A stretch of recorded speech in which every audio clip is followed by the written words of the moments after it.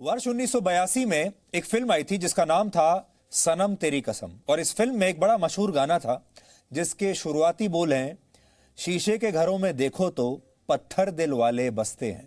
इसके अलावा एक बहुत मशहूर अभिनेता थे जिनका नाम था राजकुमार, आप सब जानते होंगे। राजकुमार का भी एक बड़ा मशहूर डायलॉग है जिसमें वो कहते थे, जिनके अपने घर शीशे के हों वो दूसरों पर पत्थर नहीं फेंका करते। वैसे ये एक बहुत मशहूर कहावत भी है, लेकिन बॉलीवुड का ये डायलॉग आज बॉलीवुड पर ही बिल्कुल फिट बैठता है। आज बॉलीवुड ने ऐसा कुछ किया है जो उसने पिछले 70 साल में कभी नहीं किया। आज तो आप ऐसा समझ लीजिए कि अनहोनी हो गई। फिल्मों में भी ऐसा कभी देखने को आपको नहीं मिला होगा जैसा आज हिंदी फिल्म इंडस्ट्री ने किया है। आजाद भारत के 70 से ज्यादा वर्षों के इतिहास में आज एक अभूतपूर्व घटना घटी है, और वो ये है कि पहली बार पूरी की पूरी हिंदी फिल्म इंडस्ट्री किसी एक मुद्दे पर एक साथ आ गई है। ये वो फिल्म इंडस्ट्री है जो हमेशा अलग अलग कैंप्स में, अलग अलग खेमों में और अलग अलग खानदानों में बटी रहती है। और आज तक आजाद भारत के 7 दशकों के इतिहास में एक भी मुद्दा कभी भी ऐसा नहीं आया जिसने इस फिल्म इंडस्ट्री को एकजुट कर दिया हो। आज तक कभी ऐसा नहीं हुआ, लेकिन आज अभूतपूर्व तरीके से पूरी की पूरी हिंदी फिल्म इंडस्ट्री एकजुट हो गई है। आप सब भी हैरान हो गए होंगे कि आज ऐसा क्या हुआ कि ये सारे लोग जो अलग अलग खानदानों में बटे हुए थे, जो एक दूसरे की आंख में आंख डालकर कभी देखते नहीं थे, एक साथ कैसे आ गए। फिल्म इंडस्ट्री की 4 सबसे बड़ी एसोसिएशंस और 34 सबसे बड़े फिल्म प्रोड्यूसर्स ने दिल्ली हाई कोर्ट में आज एक याचिका दायर की है, और इस याचिका में 2 न्यूज चैनल्स के खिलाफ शिकायत की गई है और कहा गया है कि इन न्यूज चैनल्स पर बॉलीवुड के खिलाफ हो रही रिपोर्टिंग पर रोक लगाई जाए और बॉलीवुड के लोगों पर की गई आपत्तिजनक टिप्पणियों को वापस लिया जाए। इस याचिका में कुल मिलाकर 2 न्यूज चैनल्स और 4 न्यूज एंकर्स को आरोपी बनाया गया है। हालांकि इसमें मीडिया में हो रही रिपोर्टिंग पर पूरी तरह से प्रतिबंध लगाने की मांग नहीं की गई है, लेकिन यह जरूर कहा गया है कि ये चारों न्यूज एंकर्स रिपोर्टिंग करते समय कानूनों का उल्लंघन ना करे, कोर्ट इन्हें इस बात का आदेश दे। इस केस के लिए इन सारे बड़े बड़े फिल्म स्टार्स ने एक ही लीगल एजेंसी को हायर किया है, एक ही लीगल फर्म है जिसे हायर किया गया है, और इस याचिका में मीडिया के एक हिस्से द्वारा इस्तेमाल किए गए कुछ आपत्तिजनक शब्दों पर खास तौर से आपत्ति जताई गई है। ये वो भाषा है जो हिंदी फिल्म इंडस्ट्री के इन बड़े बड़े कलाकारों को, प्रोड्यूसर्स को और डायरेक्टर्स को अच्छी नहीं लग रही, पसंद नहीं आ रही। हालांकि ये अलग बात है कि जो भाषा ये अपनी फिल्मों में इस्तेमाल करते हैं उस भाषा पर इन्होंने कभी कोई टिप्पणी नहीं की। जिन शब्दों पर इन्हें आपत्ति है वो शब्द जो इन्होंने अपने इस याचिका में लिखे हैं, उनमें कुछ शब्द मैं आपको पढ़कर बता देता हूं।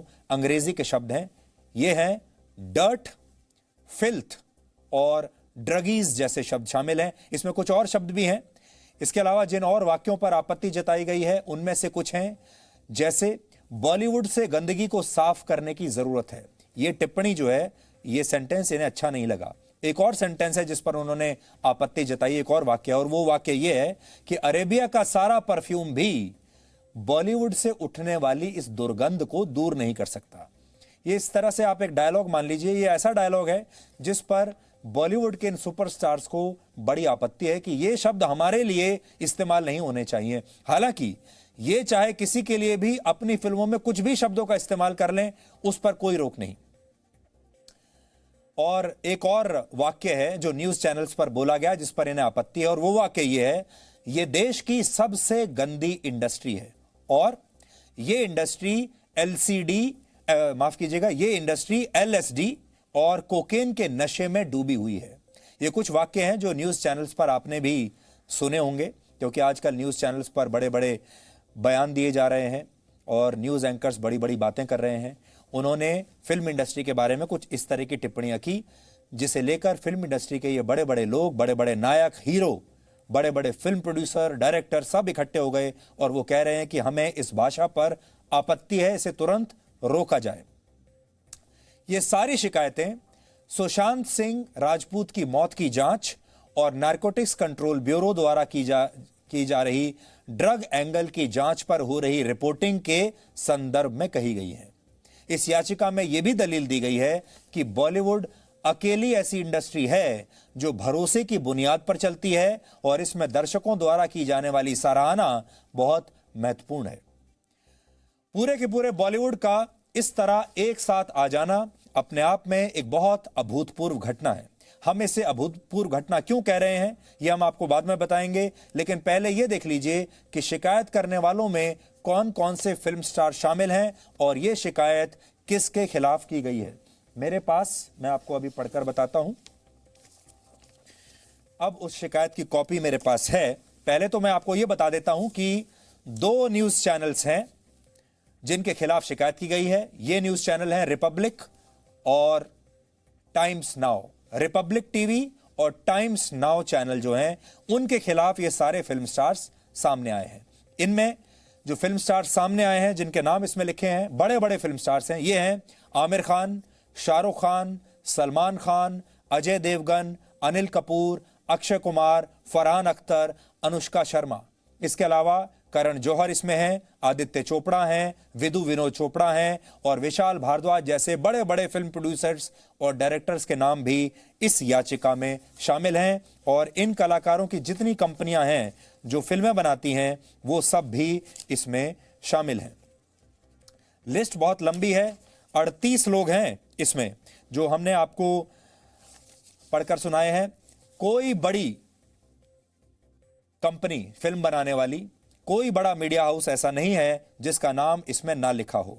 अजय देवगन, अनिल कपूर, अरबाज खान, आशुतोष गवारेकर, अनुष्का शर्मा का नाम हम आपको बता चुके हैं, राकेश रोशन इसमें है, इसमें गौरी शिंदे हैं, कबीर खान हैं, इसमें साजिद नडियाडवाला हैं, इसमें राकेश मेहरा हैं, इसमें रोहित शेट्टी हैं। ये वो सब लोग हैं जिनकी फिल्में आप अक्सर इतना पैसा खर्च करके देखते हैं। सिद्धार्थ रॉय कपूर हैं, सलमान खान हैं, आदित्य चोपड़ा हैं।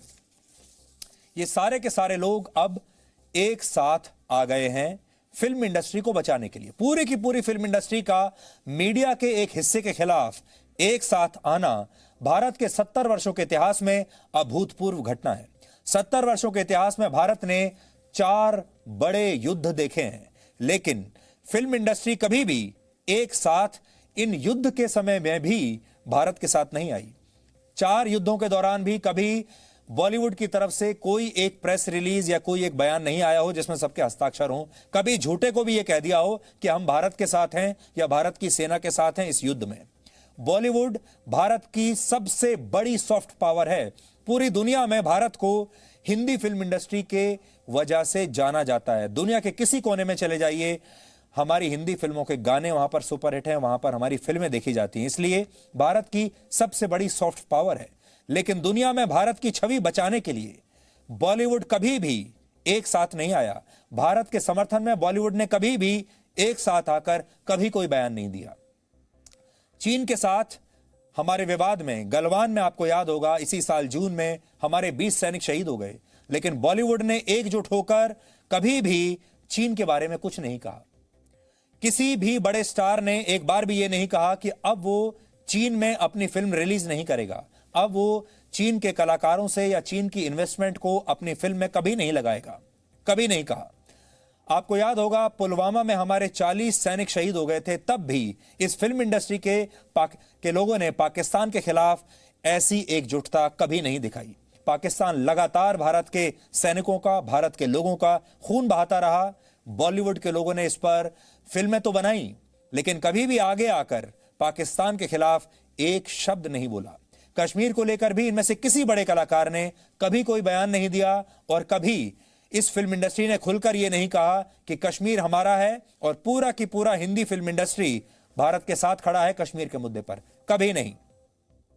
जबकि इसी दौरान पाकिस्तान के बड़े बड़े फिल्म स्टार्स और क्रिकेटर्स कश्मीर के मुद्दे पर खुलकर बोलते रहे और भारत का विरोध खुलकर करते रहे। दीपिका पादुकोण जैसी बड़ी फिल्म स्टार टुकड़े टुकड़े गैंग का हौसला बढ़ाने के लिए दिल्ली में जेएनयू पहुंच जाती हैं क्योंकि उन्हें अपनी फिल्म को प्रमोट करना है। नसीरुद्दीन शाह जैसे कलाकार टुकड़े टुकड़े गैंग का खुलकर समर्थन करते हैं और कहते हैं भारत रहने लायक जगह नहीं है। महेश भट्ट जैसे लोग ऐसे ही लोगों का खुलकर साथ देते हैं।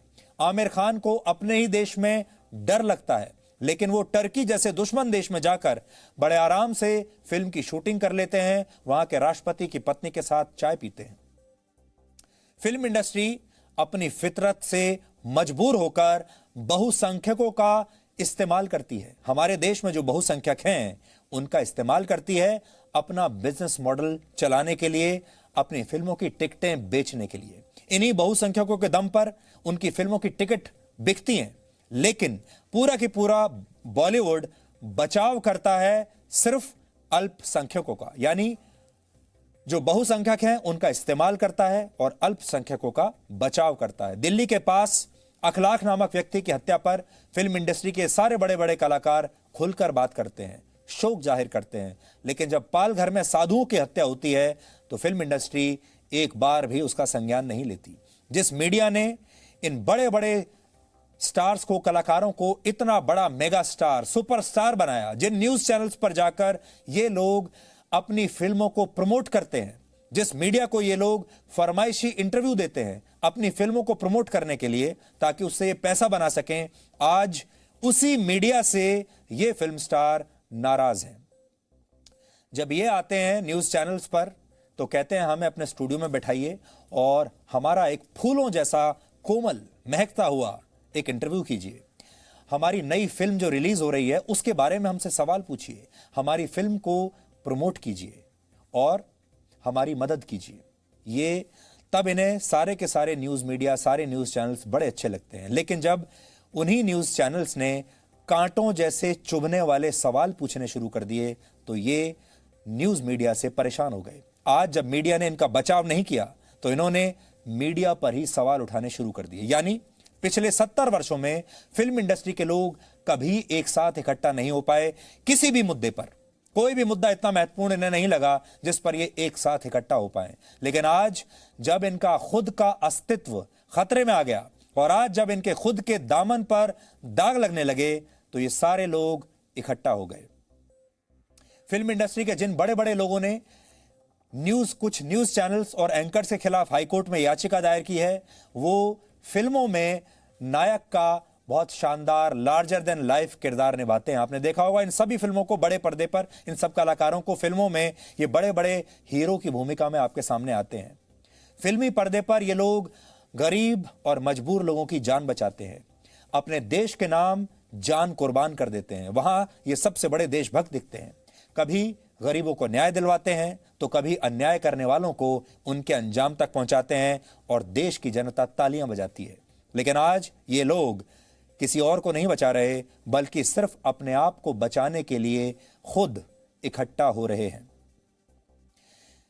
पिछले 70 सालों में इस देश के लोगों ने इन फिल्म स्टार्स को भगवान की तरह माना है। करोड़ों की संख्या में लोग सोशल मीडिया पर इन्हें फॉलो करते हैं। इनकी एक झलक देखने के लिए घंटों घंटों इनके घर के बाहर खड़े रहते हैं और इन्हें ऐसा सितारा समझते हैं जो दूर से इतना चमचमाता हुआ दिखाई देता है।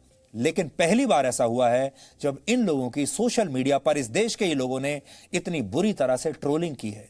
यह पहली बार हुआ है इस देश में जब ये सारे फिल्म स्टार्स सवालों के घेरे में आ गए। और आप ऐसा समझ लीजिए कि जो इनकी पूरी छवि थी, जो कि शीशे के घरों में बंद थी, वो छवि टूटने लगी।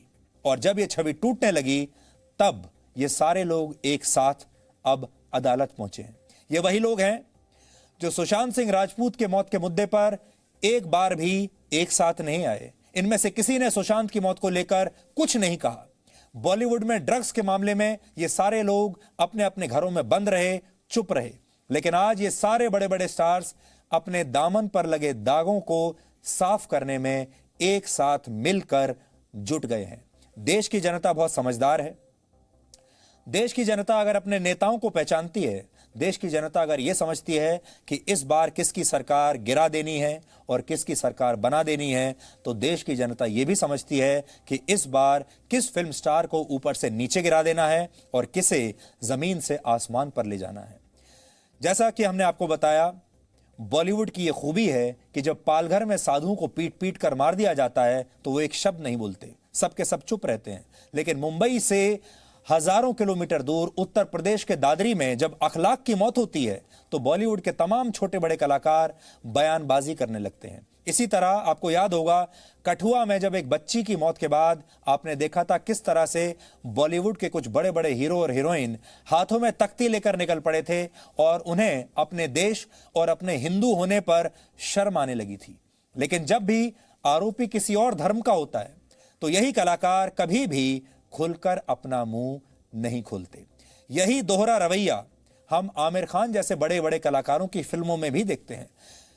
ये लोग अपनी फिल्मों में क्रिएटिव फ्रीडम के नाम पर हिंदू देवी देवताओं का मजाक उड़ाते हैं। आमिर खान ऐसा कर चुके हैं अपनी फिल्म में। अपनी फिल्म में हिंदू देवी देवताओं का मजाक उड़ाया और इसे उन्होंने अपनी क्रिएटिव फ्रीडम बताया, फ्रीडम ऑफ एक्सप्रेशन बताया और कहा कि ये तो फिल्म है, फिल्म में हमें कुछ भी दिखाने की आजादी है। लेकिन जब मीडिया इसी अधिकार के तहत उनसे सवाल पूछता है, जब मीडिया इसी अधिकार के तहत इनके खिलाफ दूसरी तरह की भाषा का इस्तेमाल करता है तो इन्हें बड़ा बुरा लगता है। हिंदू देवी देवताओं का अपमान ये लोग अभिव्यक्ति की आजादी की आड़ में करते हैं, लेकिन न्यूज मीडिया जब फिल्म इंडस्ट्री की गड़बड़ियों पर सवाल उठाता है तो यही लोग मीडिया की अभिव्यक्ति की आजादी के खिलाफ अदालत चले जाते हैं और सवाल उठाते हैं कि ये हो क्या रहा है। इस विश्लेषण के केंद्र में जो दूसरी अभूतपूर्व बात है वो ये है, आज इसलिए हमने आपको कहा दो बातें अभूतपूर्व हुई हैं। पहली तो ये कि इतने बड़े बड़े खेमों में और खानदानों में बटा बॉलीवुड एक साथ कैसे आ गया, एक साथ आ गया अपने आप को बचाने के लिए। ये बात अभूतपूर्व है। लेकिन एक और बात भी अभूतपूर्व है जो इससे पहले कभी नहीं हुई और वो ये है कि पहली बार देश भर में न्यूज मीडिया के खिलाफ इस तरह का आक्रोश दिखाई दे रहा है। पहले लोग कहते थे कि न्यूज मीडिया जनता की आवाज है, जनता की नब्ज को समझती है। जहां भी कोई नाइंसाफी होगी मीडिया वाले आ जाएंगे, न्यूज वाले आ जाएंगे।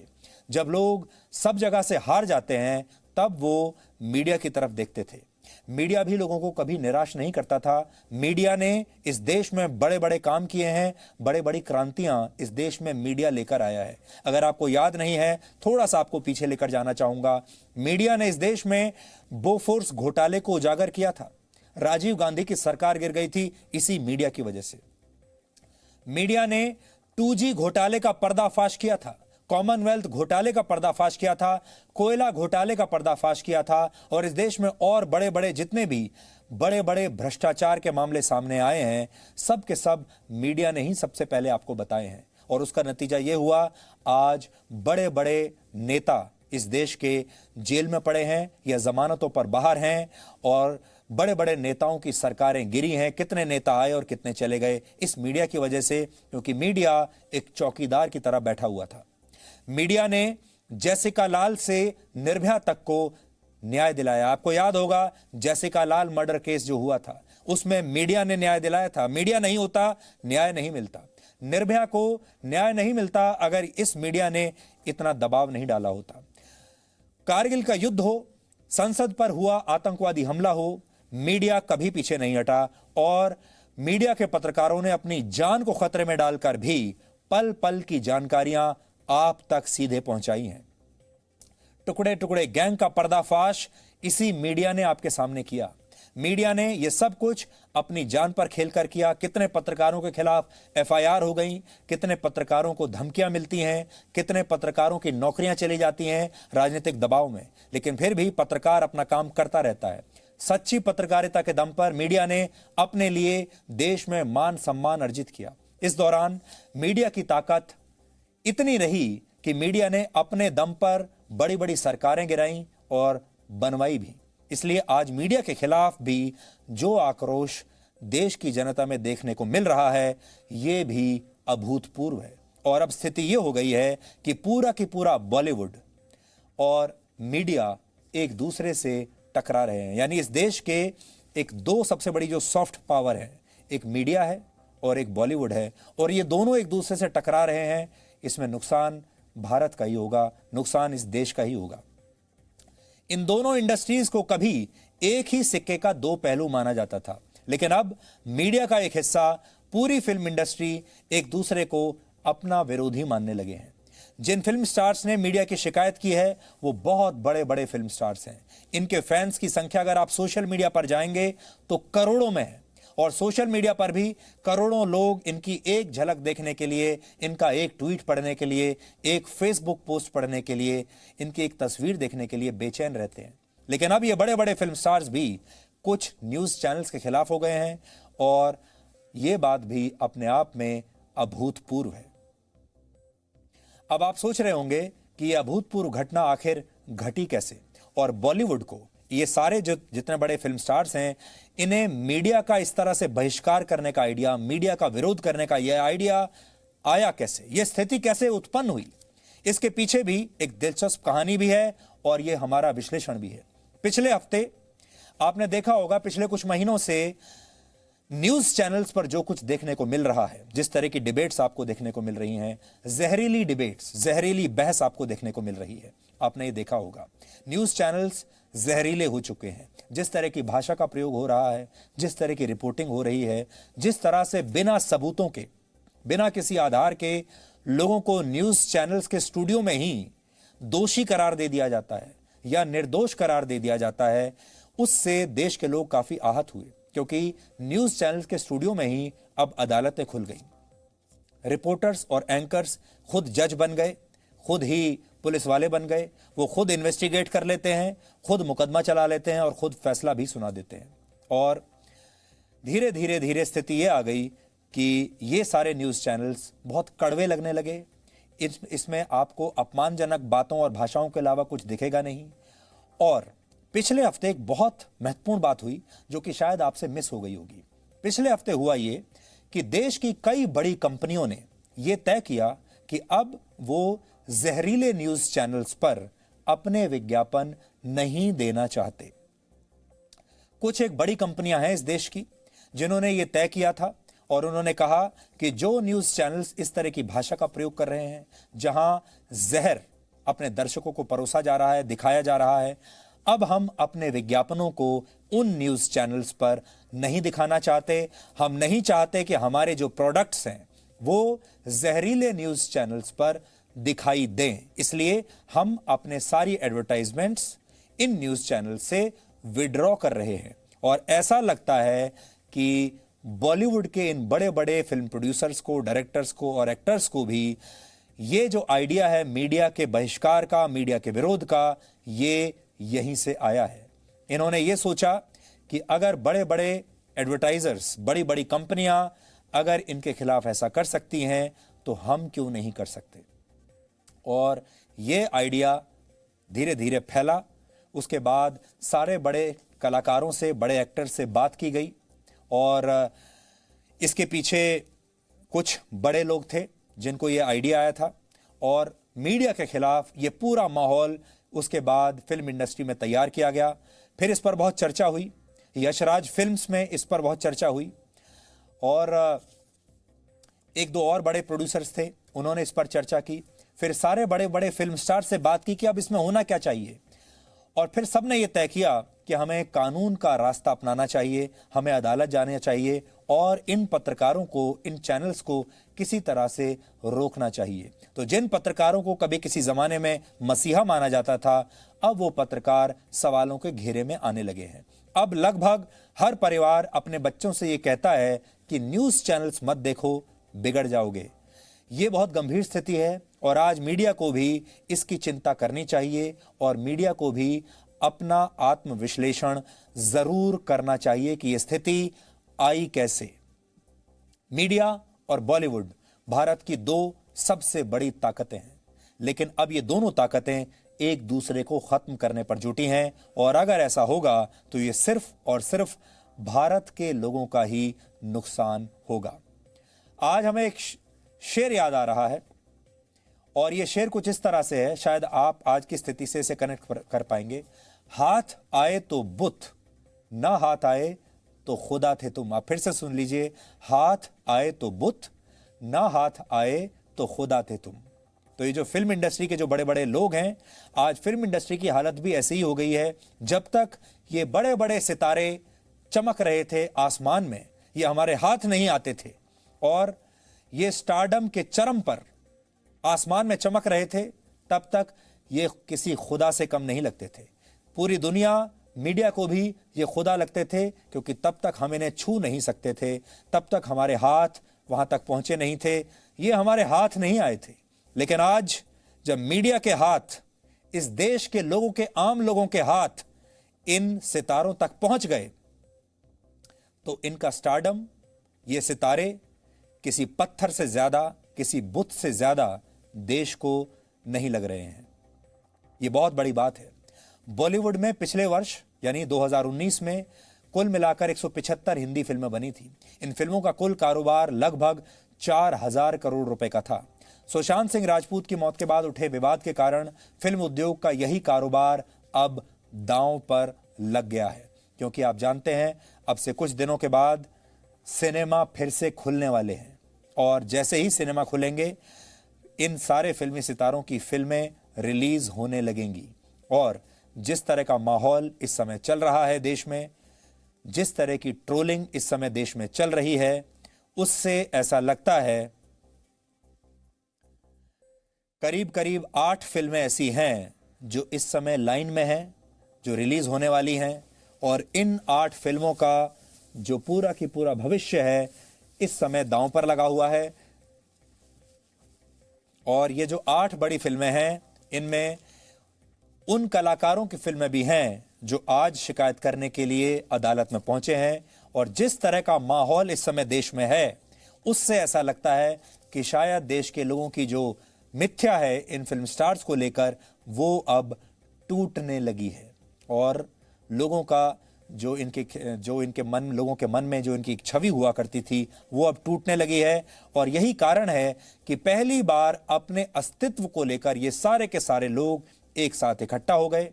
अब जो फ्रीडम ऑफ एक्सप्रेशन की जो बात होती थी, जिसे पहले ये अपना अधिकार समझते थे, क्योंकि आपने देखा होगा ये फिल्म के जो लोग हैं, जो अपने आप को क्रिएटिव बताते हैं, जो कहते हैं कि हम क्रिएटिव राइटर हैं, हम क्रिएटिव डायरेक्टर हैं और हमें क्रिएटिविटी के नाम पर कुछ भी करने की आज़ादी है, इन्होंने अपनी फिल्मों में न जाने कितने नेताओं की छवि खराब की है, कितने पुलिस वालों की छवि खराब की है, कितने और लोगों की छवि खराब की है, किस किस तरह की आपत्तिजनक भाषा का प्रयोग किया है, कैसे कैसे आपत्तिजनक डायलॉग्स इन्होंने बोले हैं, किस तरह इन्होंने एक पूरे के पूरे धर्म के लोगों को ठेस पहुंचाई है। और हर बार एक ही बात कहकर निकल गए कि ये हमारी क्रिएटिव फ्रीडम है, हमें आज़ादी है और ये फ्रीडम ऑफ एक्सप्रेशन है, इसके तहत हम फिल्म बना रहे हैं। लेकिन वही फ्रीडम अगर मीडिया ने ले ली तो आप देख लीजिए कितना इन्हें बुरा लगा। इसलिए ये शीशे के घरों में रहते हैं, और जो लोग शीशे के घरों में रहते हैं उन्हें हमेशा जब भी वो बात करें 50 बार सोचकर बात करनी चाहिए। उन्हें दूसरों पर पत्थर बिल्कुल नहीं फेंकने चाहिए। लेकिन साथ ही न्यूज़ मीडिया के लिए भी एक बहुत बड़ा टर्निंग पॉइंट है। अब न्यूज़ मीडिया को भी ये सोचना होगा कि किस तरह लोग एक के बाद एक अदालतों में उनके खिलाफ जा रहे हैं। लोगों में जो रोष है, आक्रोश है, वो बढ़ रहा है। क्या यही एक तरीका हो सकता है अपनी बात कहने का? क्या यही एक तरीका हो सकता है किसी को न्याय दिलवाने का? क्या यही एक तरीका हो सकता है भ्रष्टाचार को लोगों के सामने उजागर करने का? क्या शालीनता से अपनी बात न्यूज़ के स्टूडियो में नहीं कही जा सकती?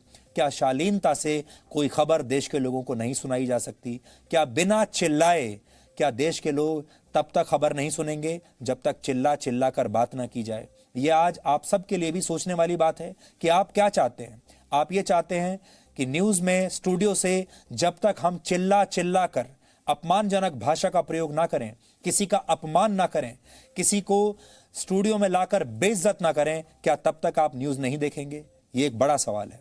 मीडिया को लेकर एक शिकायत आजकल बॉम्बे हाई कोर्ट में भी सुनवाई हो रही है एक शिकायत पर, और यह शिकायत 8 पूर्व आईपीएस अधिकारियों ने की थी। इस याचिका पर आज बॉम्बे हाई कोर्ट में ऑनलाइन सुनवाई हुई, जिसमें हाई कोर्ट ने एक बहुत महत्वपूर्ण टिप्पणी करते हुए कहा है कि अगर मीडिया से इतनी ही शिकायतें हैं तो किसी ऐसी एजेंसी का गठन क्यों ना किया जाए जो इन शिकायतों पर कार्रवाई कर सके। यानी मीडिया के रवैये को लेकर पूरे देश में एक अभूतपूर्व बहस शुरू हो गई है, और अब इसमें अदालतों को भी एक बहुत बड़ी भूमिका निभानी पड़ रही है। और कोई भी अदालत हो, हर जगह एक ही बात कही जा रही है कि क्या एक समय आ गया है अब जब इस देश में कोई एक ऐसी एजेंसी बनाई जाए जो मीडिया पर कंट्रोल कर सके, जो मीडिया को यह बता सके कि मीडिया की लक्ष्मण रेखा कहां शुरू होती है और कहां खत्म होती है। और अगर मीडिया ने अपना आत्मविश्लेषण नहीं किया तो अब तक जो सेल्फ रेगुलेशन का फॉर्मूला मीडिया के ऊपर लागू था, अभी तक मीडिया को यह कहकर छोड़ दिया गया था कि मीडिया अपने आप को सेल्फ रेगुलेट कर लेगा। यानी मीडिया में इतनी परिपक्वता, इतनी मैच्योरिटी है कि मीडिया खुद अपनी लक्ष्मण रेखा तय कर सकता है। इसमें सरकार की कोई भूमिका नहीं होनी चाहिए, इसमें अदालतों की भी कोई भूमिका नहीं होनी चाहिए। हालांकि हमारे देश में कानून है, बाकायदा बहुत सारे कानून हैं जो मीडिया को नियंत्रित कर सकते हैं। लेकिन अगर मीडिया ने आत्म विश्लेषण नहीं किया ठीक से, तो फिर एक दिन ऐसा आ जाएगा जब एक और एजेंसी मीडिया के ऊपर बैठ जाएगी और फिर वो तय करेगी कि मीडिया की लक्ष्मण रेखा कहां पर होनी चाहिए। अब जम्मू कश्मीर के पूर्व मुख्यमंत्री फारूक अब्दुल्ला के उस बयान का हम विश्लेषण करेंगे जिसमें उन्होंने चीन से मदद मांगी है और पूरी दुनिया को यह बता दिया है कि वो भारत के साथ नहीं बल्कि चीन के साथ है। फारूक अब्दुल्ला ने कहा है कि चीन कश्मीर में अनुच्छेद 370 और 35A हटाए जाने के खिलाफ है और इसे दोबारा जम्मू कश्मीर में लागू करने में चीन उनकी मदद करेगा। फारूक अब्दुल्ला के इस बयान से एक बात साफ हो गई है कि अब उन्हें पाकिस्तान से उम्मीद नहीं बची है, अब उनकी सारी उम्मीद चीन पर आकर टिक गई है। शायद इसलिए उन्होंने इस बार चीन पर अपना दांव खेला है। फारूक अब्दुल्ला श्रीनगर से नेशनल कॉन्फ्रेंस पार्टी के सांसद हैं और उन्होंने संविधान की शपथ ली है जब वो सांसद बने थे।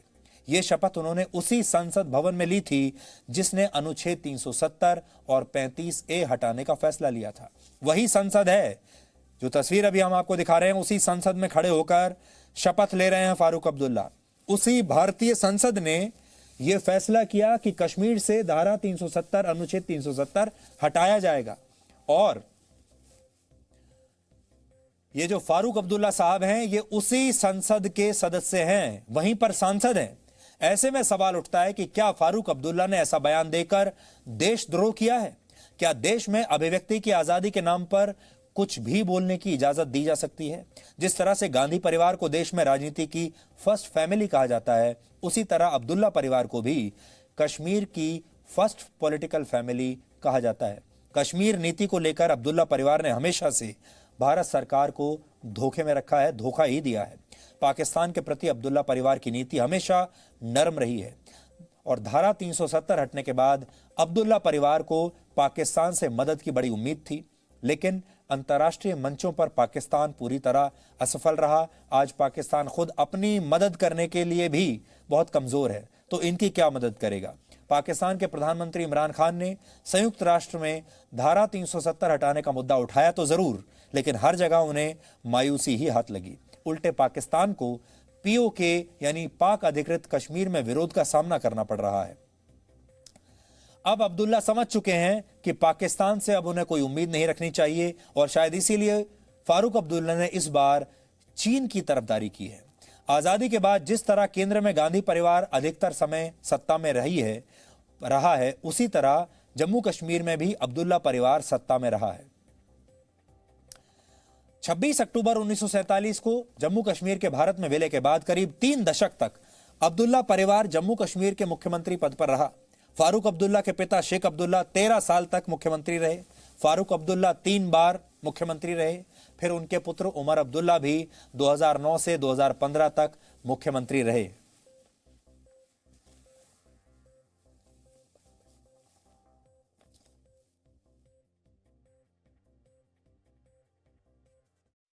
मेंबर ऑफ पार्लियामेंट की जो ओथ है कि मैं भारत की प्रभुता और अखंडता को अक्षुण्ण रखूंगा, उसके खिलाफ जाता है और एज एन इंडियन इंसीडियस ऐसी स्टेटमेंट्स देनी जो देशद्रोह की हैं, वो ठीक नहीं है। ओथ की वायलेशन है। यूनानिमस रेजोल्यूशन जो पार्लियामेंट ने पास किया है उसकी वायलेशन है।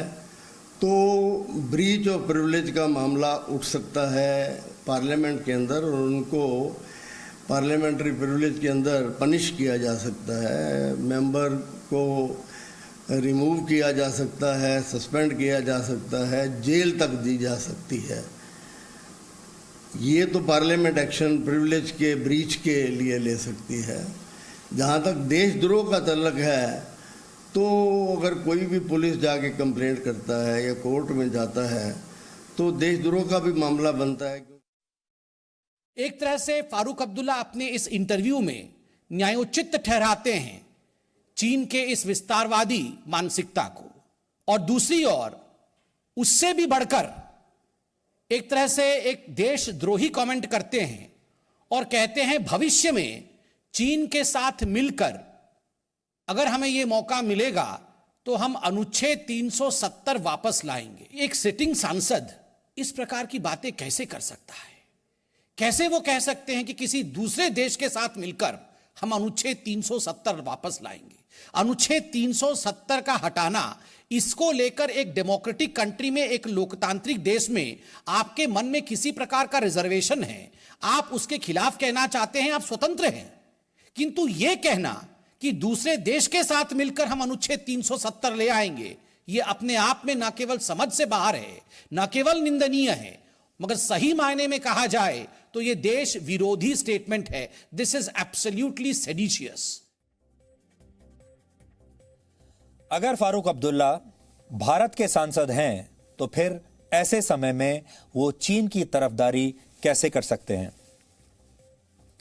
फारूक अब्दुल्ला को अगर चीन का इस तरह से साथ देना था तो उन्हें सबसे पहले संसद से, एक सांसद होने के नाते सबसे पहले अपना इस्तीफा उन्हें देना चाहिए था। उन्हें यह ऐलान करना चाहिए था कि अब वो भारतीय संसद से इस्तीफा दे रहे हैं और वो भारतीय संसद का सदस्य नहीं होना चाहते। उन्हें कहना चाहिए था कि वो नेशनल कॉन्फ्रेंस में नहीं बल्कि चीन की कम्युनिस्ट पार्टी में मेंबरशिप लेना चाहते हैं।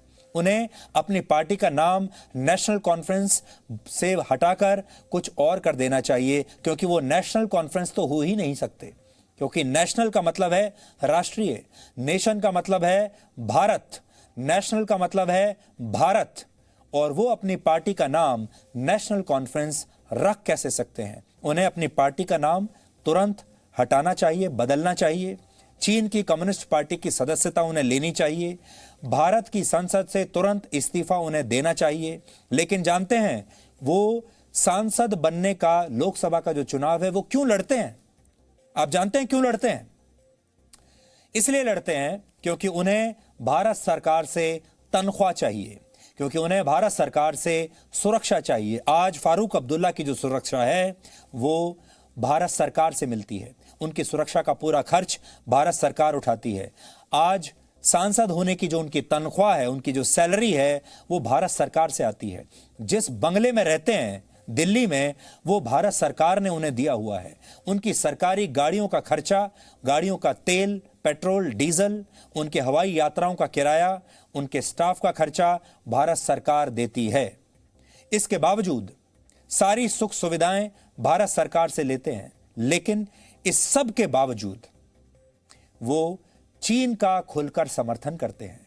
इससे पहले पाकिस्तान का खुलकर समर्थन करते थे, और भारत की सरकार, भारत के लोग लोकतंत्र के नाम पर, फ्रीडम ऑफ एक्सप्रेशन के नाम पर इस नेता को झेलते जा रहे हैं, बर्दाश्त करते जा रहे हैं। और हम सोचते हैं कि इस नेता ने एक ऐसी बात कही है जिससे हर भारतीय को सुनकर ठेस लगेगी, दिल टूटेगा। भारत जिस टुकड़े टुकड़े गैंग की बात करता है, उसके सबसे सक्रिय सदस्य यही लोग हैं।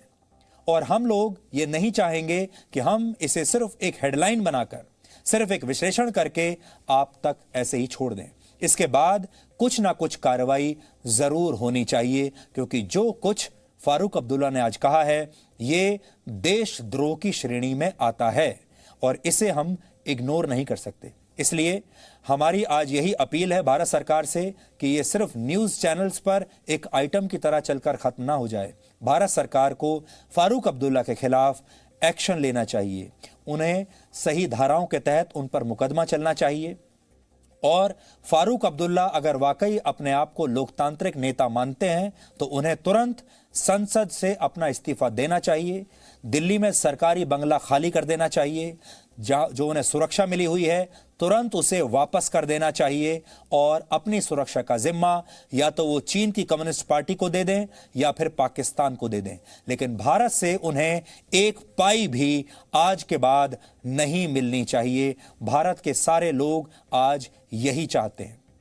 दिल्ली की सड़कों पर अगर आप रात के समय निकलें तो यकीन नहीं कर पाएंगे कि ये वही चौड़ी चौड़ी खुली खुली सड़कें हैं जिन्हें आप दिन के समय देखते हैं, और ये भारत जैसे देश की राजधानी है।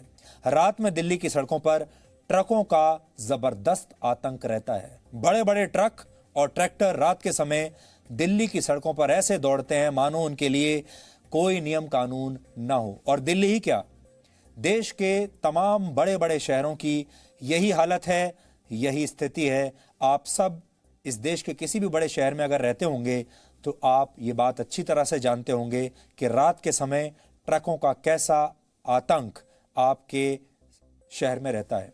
अक्सर कहा जाता है कि सड़क पर सावधानी के साथ गाड़ी चलाएं, लेकिन दिल्ली की सड़कों पर जो हालत है उसमें आपको किसी दूसरे की असावधानी की कीमत भी अपनी जान देकर ही चुकानी पड़ेगी। पिछले सप्ताह दिल्ली में 4 दिन के अंदर 3 बड़ी सड़क दुर्घटनाएं हुई हैं, जिनमें उन लोगों की जान गई जिनकी कोई गलती नहीं थी। वो पूरी सावधानी के साथ अपनी गाड़ी चला रहे थे, बिल्कुल ठीक थे, होश और आवाज में थे, लेकिन तो भी इनकी जान बची नहीं। रविवार को पश्चिमी दिल्ली के मोतीनगर इलाके में एक कार और एक ट्रैक्टर की टक्कर में 3 लोगों की जान चली गई। कहने को तो यह खबर आपको बहुत छोटी लग सकती है कि एक टक्कर हुई, सड़क हादसा हुआ और उसमें 3 लोग मारे गए, इसमें ऐसी क्या बड़ी बात हो गई? बात बहुत बड़ी है। समस्या यह है कि हमारे देश में लोग ऐसी बातों को गंभीरता से लेते नहीं। इस ट्रैक्टर पर लोहे की रॉड्स लदी हुई थी और वो काफी बाहर तक निकली हुई थी और पीछे से एक कार आ रही थी।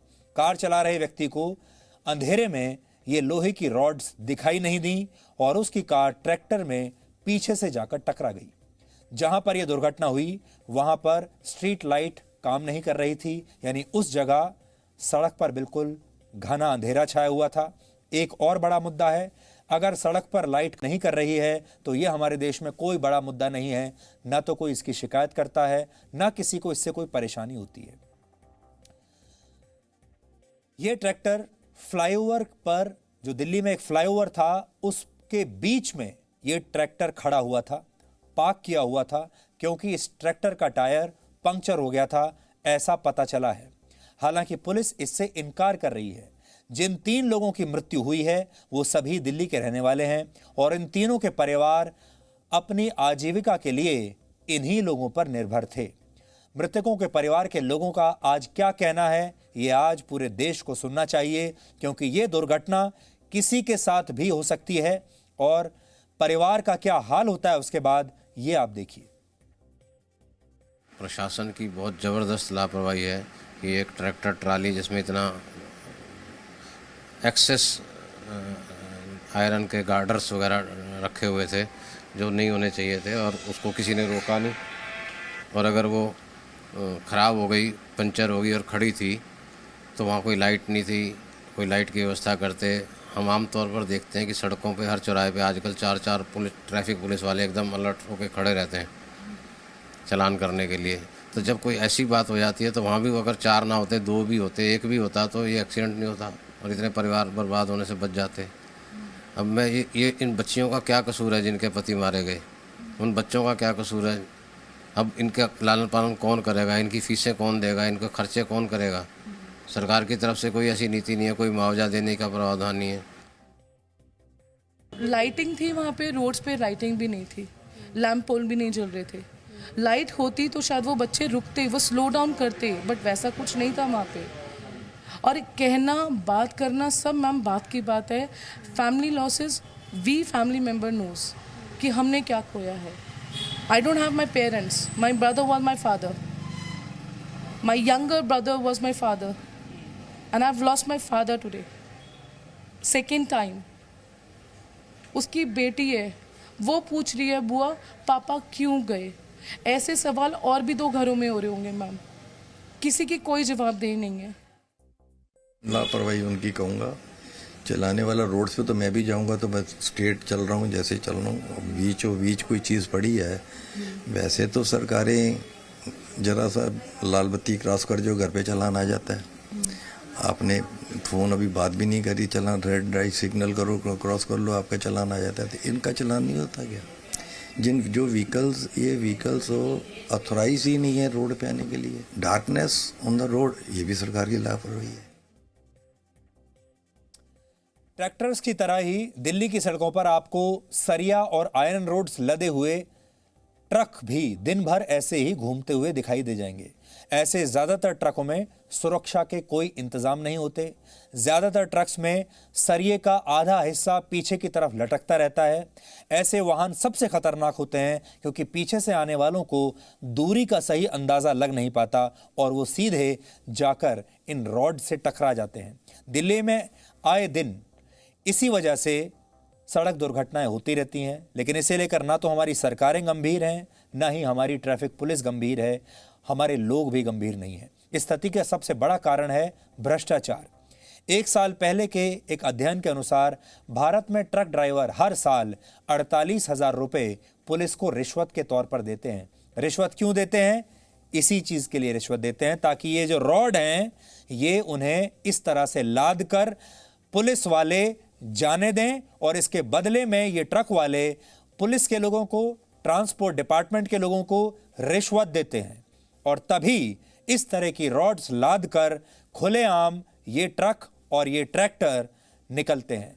ट्रैक्टर्स किसानों के लिए होते हैं, ट्रैक्टर्स खेती बाड़ी के लिए होते हैं, ट्रैक्टर्स इस तरह रॉड्स को ढोने के लिए और ट्रांसपोर्ट के लिए नहीं होते।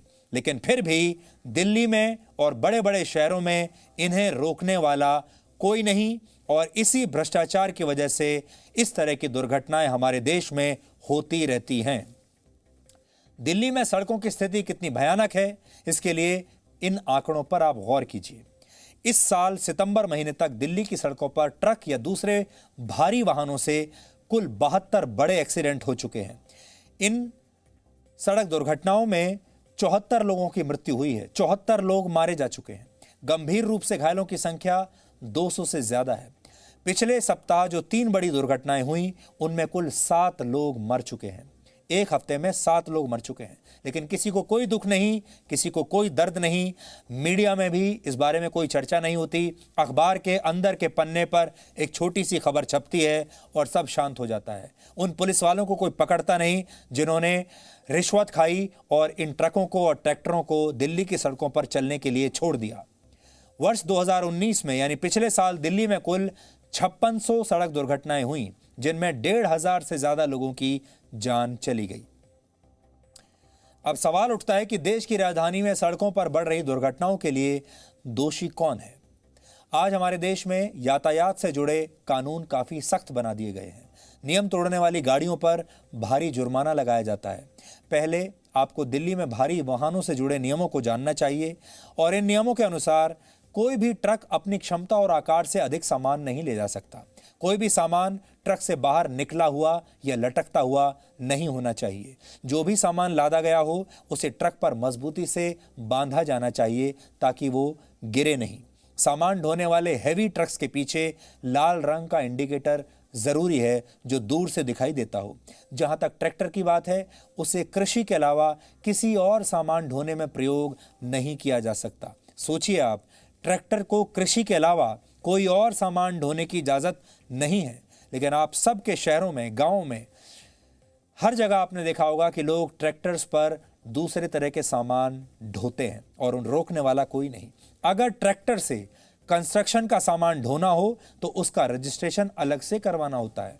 मोटर वाहन कानून के तहत इन नियमों के उल्लंघन पर 20,000 रुपए जुर्माना होता है। पुलिस चाहे तो गाड़ी भी जब्त कर सकती है, लेकिन अगर आप पुलिस वाले को 1,000-2,000 रुपए या 5,000 रुपए दे देंगे तो ये 20,000 का चालान बच जाएगा और आप खुलेआम कुछ भी सामान लाद कर सड़कों पर घूम सकते हैं और लोगों की हत्याएं भी कर सकते हैं। इसके बावजूद दिल्ली की सभी प्रमुख सड़कों पर न सिर्फ रात में बल्कि दिन में भी ऐसी गाड़ियां आपको घूमते हुए खुलेआम दिखती है। दिल्ली में सड़कों पर दिन के समय भारी वाहन चलाने पर पाबंदी है। रात में जब ये वाहन सड़कों पर निकलते हैं तो ऐसा लगता है मानो अब सड़क पर इन्हीं का राज है। ऐसा बहुत कम होता है कि पुलिस उन्हें रोकने की कोई कोशिश करे, और अगर रोक भी लिया तो पैसा लेकर छोड़ देती है। उन्हें एक तरह का लाइसेंस मिल चुका होता है कि वो सड़क पर जो चाहे करें, जैसे चाहे गाड़ी चलाएं, जितना चाहे उतना सामान लाद कर ले जाएं। यहाँ पर देश के लोगों को भी अपनी जिम्मेदारी निभानी होगी, क्योंकि हर चौराहे पर पुलिस खड़ी नहीं रह सकती। जब भी हम सड़क पर ऐसे किसी वाहन को ट्रैफिक के नियम तोड़ते हुए देखते हैं तो हम उसकी जानकारी सोशल मीडिया के जरिए पुलिस तक जरूर पहुंचा सकते हैं। ये जनता की भी जिम्मेदारी है कि वो यातायात के नियमों के उल्लंघन को देखते ही रिपोर्ट करे। इससे एक बात और भी होगी, जिन पुलिस वालों ने और ट्रांसपोर्ट विभाग के लोगों ने पहले से ही रिश्वत खाकर इन ट्रकों को छोड़ दिया है, और अगर आपने इन ट्रकों का वीडियो बना लिया, तस्वीर खींच ली, सोशल मीडिया पर पुलिस के कंट्रोल रूम से अगर आपने शेयर कर लिया, तो फिर उनकी ये रिश्वत बेकार हो जाएगी। ये ट्रक तब भी पकड़े जाएंगे और थोड़े दिन के बाद ये रिश्वतखोर पुलिस वाले और ये रिश्वतखोर ट्रांसपोर्ट डिपार्टमेंट के लोग ये भी एक ना एक दिन ज़रूर पकड़े जाएंगे। लेकिन हैरानी की बात यह है कि दिल्ली देश की राजधानी है और दिल्ली में दिल्ली पुलिस का शासन चलता है, दिल्ली ट्रैफिक पुलिस है, और ऐसा हो नहीं सकता। कोई भी व्यक्ति इस बात को मान नहीं सकता कि दिल्ली में ट्रैक्टरों में ये रॉड लद कर जा रही हों, ट्रकों में इतना सामान लद कर जा रहा हो और ये ट्रक दूसरी गाड़ी के ऊपर पलट जाए। आपको याद होगा कुछ दिन पहले एक भारी ट्रक जिसने अपनी क्षमता से ज़्यादा सामान अपने ट्रक पर लादा हुआ था, वो ट्रक एक दूसरी गाड़ी पर पलट गया और उस गाड़ी में जो दो लोग जा रहे थे, दो युवा थे, उन दोनों की मृत्यु हो गई क्योंकि ये ट्रक उन पर पलट गया था। ऐसा हो नहीं सकता कि दिल्ली की ट्रैफिक पुलिस को इसके बारे में पता ना हो। किसी ना किसी ने जरूर पैसा खाकर उन्हें छोड़ा होगा। ऐसा हो नहीं सकता कि ये ट्रैक्टर रॉड लेकर दिल्ली में प्रवेश किया हो कहीं से और पुलिस को पता ना लगा हो। इसलिए दिल्ली के पुलिस कमिश्नर को, दिल्ली के मुख्यमंत्री को, दिल्ली के ट्रांसपोर्ट विभाग को चलाने वालों को ये बात देखनी पड़ेगी कि ये ट्रक वाले और ये ट्रैक्टर वाले किसको पैसा देकर अभी दिल्ली में प्रवेश कर रहे हैं, और अगर उन्होंने ऐसा नहीं किया तो फिर जनता एक दिन उनके पीछे जरूर पड़ जाएगी और इन लोगों की बदनामी जरूर होगी। Presenting B News app available on Google Play and App Store. Download it now.